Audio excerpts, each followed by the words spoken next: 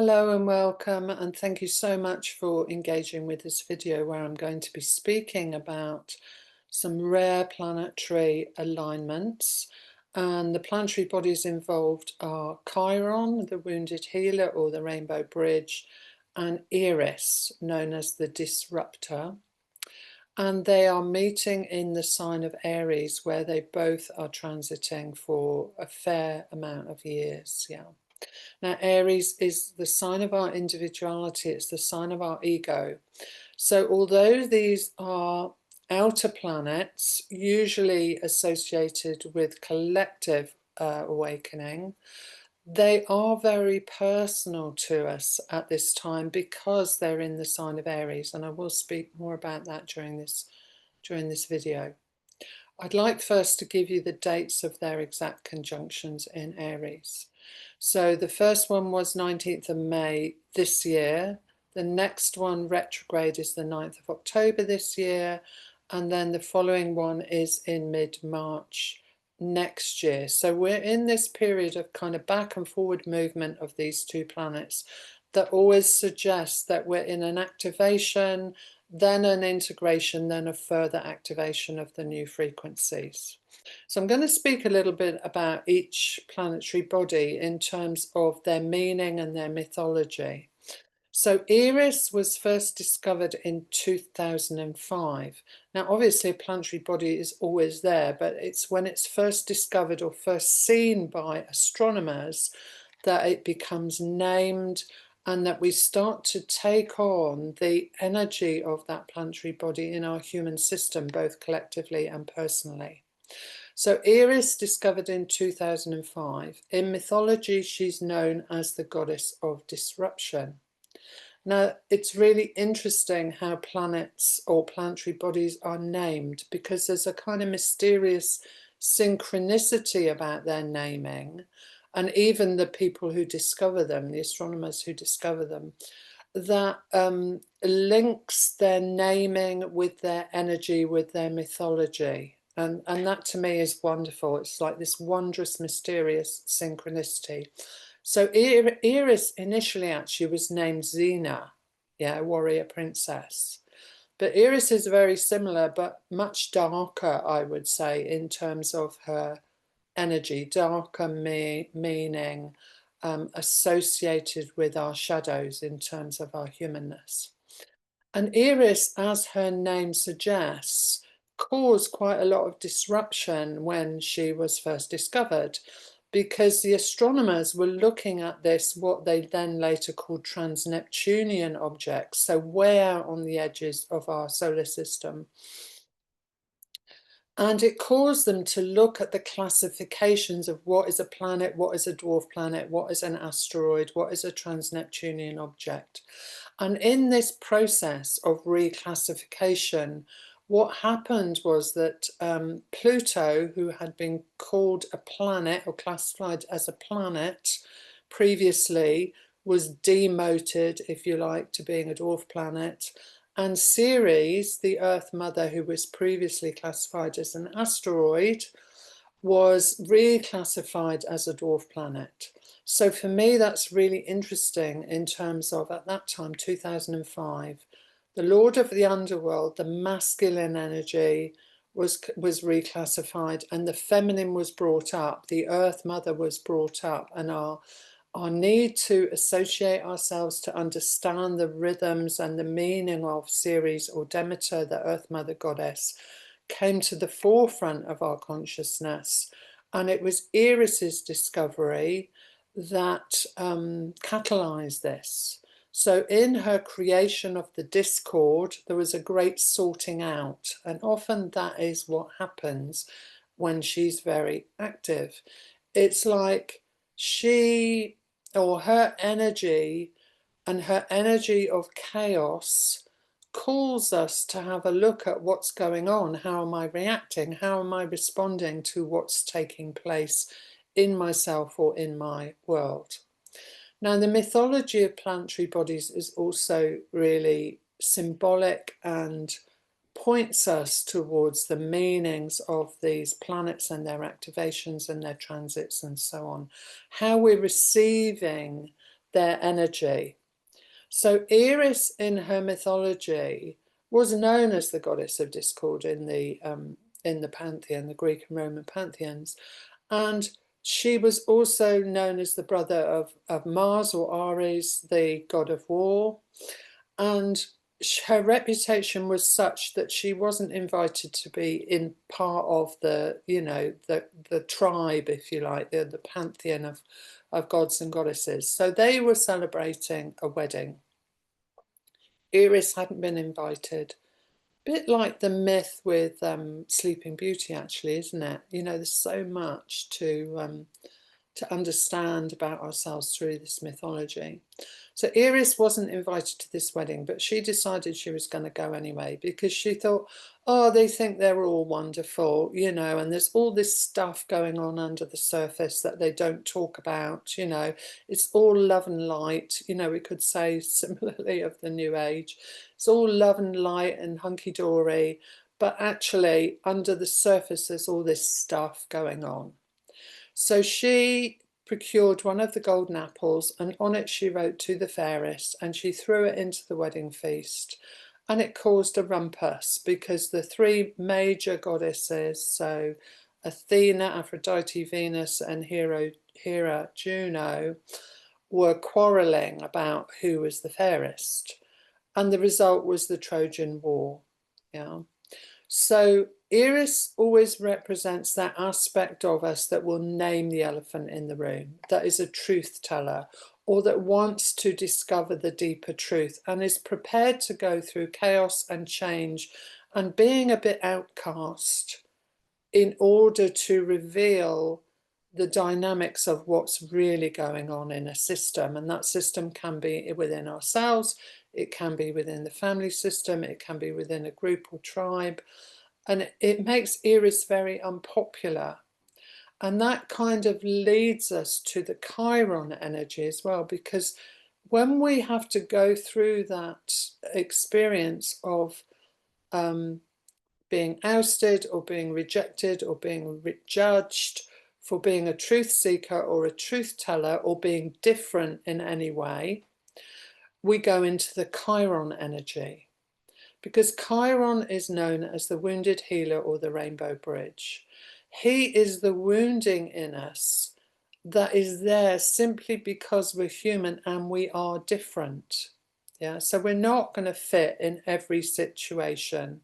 There are going to be areas where we feel we're not in alignment with others, we're rejected by others, we feel different, you know, we feel we don't belong.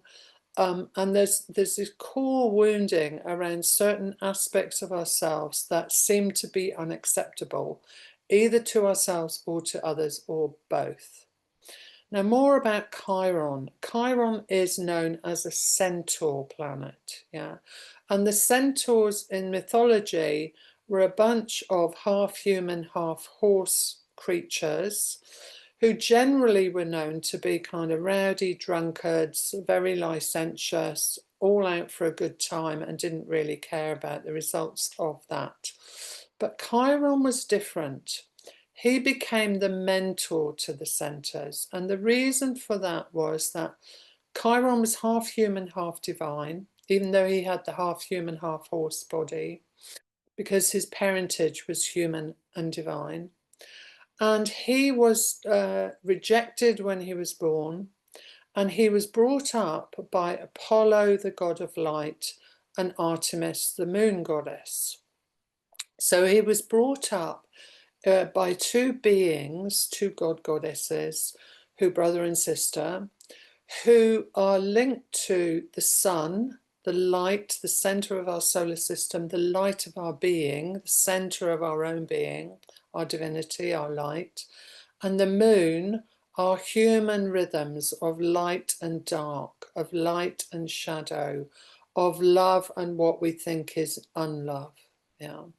So being brought up by Apollo and Artemis, who taught him the arts, Chiron became a mentor to the centaurs. You know, he became the wise one who kind of gave them boundaries or soothed their brows when they'd had too much to drink and had a hangover and so on. But his mythology also involved not only the rejection from his divine human parentage and being adopted, but his wounding, where he got involved in a fight, a brawl with the other centaurs, and Hercules, one of the Greek heroes, was involved in this, and Chiron accidentally got wounded by one of Hercules' poison-tipped arrows. And because Chiron was immortal, this meant that his wound never healed. He would suffer eternally. And obviously this was a bit of a problem, yeah? So, but in symbolically, Chiron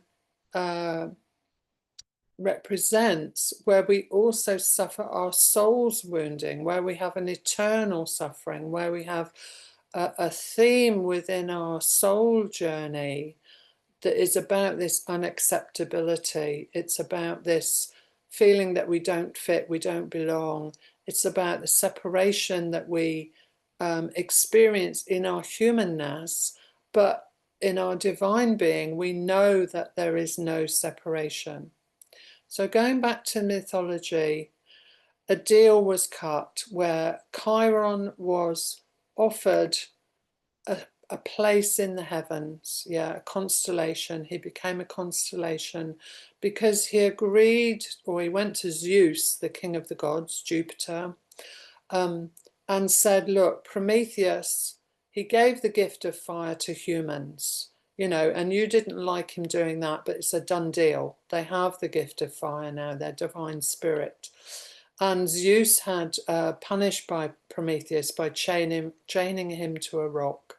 And every day an eagle came and would peck out his liver, and then his liver would regrow, and the next day the same thing would happen. So Prometheus was also in eternal suffering. Chiron went to Zeus and he said, look, I'll do a deal with you. He said, I want to be released from my suffering. I want Prometheus to be released from his suffering. Will you release him if I give up my immortality? And Zeus agreed. Yeah. So Prometheus was released. Chiron was also released because of his sacrifice. He sacrificed his immortality to become human. But Zeus was so moved, which was unusual, by this sacrifice that he said to Chiron, you can die and you can be a constellation in the heavens. I will place you as a light in the heavens. So a rainbow bridge between our humanness and the truth of our divinity. So these two are meeting, Chiron and Eris are meeting exactly on those 3 dates that I gave. They are in orb for several years. So this is a background theme in our lives around who are we truly? Who are you truly? What do you trust? Do you trust your humanness? Do you trust your divinity? How do you suffer? How do you react to truth, disruption, chaos, the processes of change, and your insecurity around that? Because Aries is the energy, or represents the energy, of our ego. Our ego has a true place in the system of our divine alignment as the servant of our soul's potential, not as the master of it, but the servant of it. So it sits under our feet, yeah. But at the moment, we're still in the integration of that understanding of being able to let go of our identification and our trust in our ego to kind of fix it, to heal it, to sort it out, to make it better, whatever it is. But to give that over to the divine flow, which is ultimately the true healer and integrator. And part of this process is about understanding that we only suffer when we're identified with our humanness, but that we can embrace our human suffering with our divinity, that we can trust that our divinity has our back, that we are in an evolutionary process that has intelligence, but it's not our human intelligence, it's an intelligence beyond our human system, but that moves through our human system as consciousness. Now, the discovery of Chiron was in 1977, which was when the New Age, the kind of understanding of we're souls in a human body, became more collectively awakened. Yeah, because that had always been awakened in certain individuals, but in the late 70s was when it started to be more collectively awakened. And part of this awakening is understanding that yes, we are love and light in our true sense, but our journey, our process is about releasing the light that also sits in our shadows, that's there at the core of our shadows as the light of consciousness that is our original state of being. So this triple conjunction, May, October, March, is about looking at how we react, Aries, to our wounding. Yeah, how we react, Aries, to disruption in our system, Eris, or disruption in our collective systems. And as human beings, how we find security, because we naturally want to feel secure, but we never feel secure in our human system.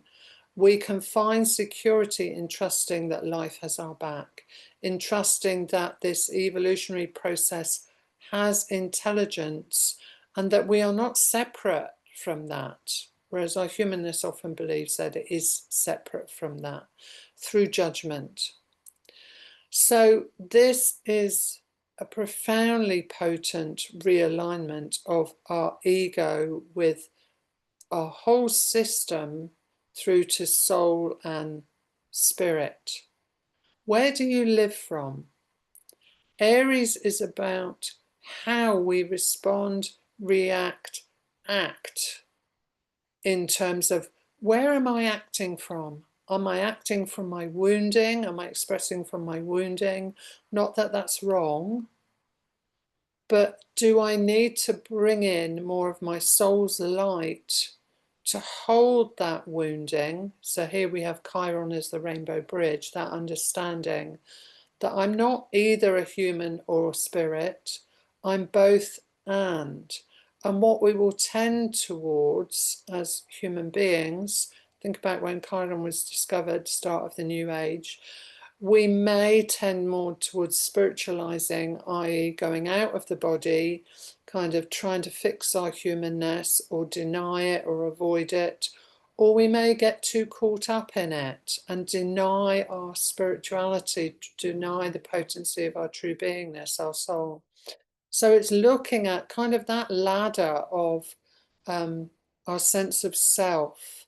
Where do I act from? Where do I react from? How do I respond to my humanness? What do I trust? Those are kind of the key pointers in this understanding. Now, I will be offering some special offer half-hour consultations looking purely at this Eris and Chiron conjunction in Aries. So we'll be looking at where that is in your chart, because for each of us, Aries is important in different ways. For some of us, it might be very personal. For others of us, it might be the way our relationships act out and the woundings there. It might be to do with our soul purpose, our career path, our vocation. It might be with family. It might be with children. It might be very personal in terms of self-trust. It might be hidden from us in some way. So I'll be exploring these themes with you if you're drawn to book in. So thank you for taking the time to watch this video. I hope that there's been some insight, some awareness, some enlightenment come in for you through it. And I look forward to sharing more with you and exploring with you if you're drawn.